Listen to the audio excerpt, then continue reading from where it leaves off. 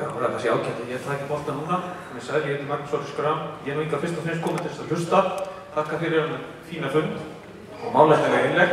Ég langaði að spyrja á svipuðum nótum á Vilhjálmur, þá sérstaklega kannski Karl, að þeim að Karl ramma þetta ágætlega inn, svona þann vítahring sem við stöndum fram með fyrir verðtrygginguna, að lausn sé hann á því vandamáli, þá bæði kannski hvað snertir okkur og svo ekki síður kannski börnin okkar til lengri tíma litið. Takk. Góðir tilheyrendur, ég heiti Eiríkur Stefánsson. Tvær setningar áður en spurningin kemur. Það er mennta manna úlfastéttin á Íslandi sem allstaðar hefur tróðið sér inn í allar stofnanir á Íslandi sem hefur sett íslensk heimili í gjaldþrot. Það er ekki ómenntaða verkamenn eða sjómenn eða bændur, heldur mennta manna hástéttin sem ég kalla úlfastéttin. Þeir hafa engar lausnir. Hér stóð þingmaður upp og spurði, hvað leggið þið til?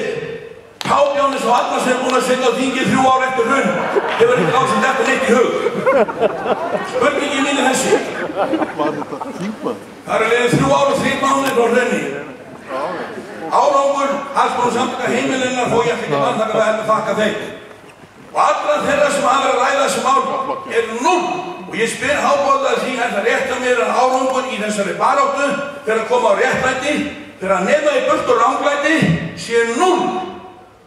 Og ég vil segja það ykkur í lokin, þessi andskotans hámennta stétt, hagfræðinga, stjórnmálamanna, verkalýðsforingja sem allsstaðar hefur tróðið sér inn, hún fann það út einhvern tímann á tímabili að verðtryggð lán og skuldir heimilanna væri það besta kerfi sem til var í veröldinni og engin hámenntað þjóðir með sómatilfinningu og siðferði í lagi líka sem dettaði í hug að taka svona kerfi. Farið til helvíti sem byggðu þetta.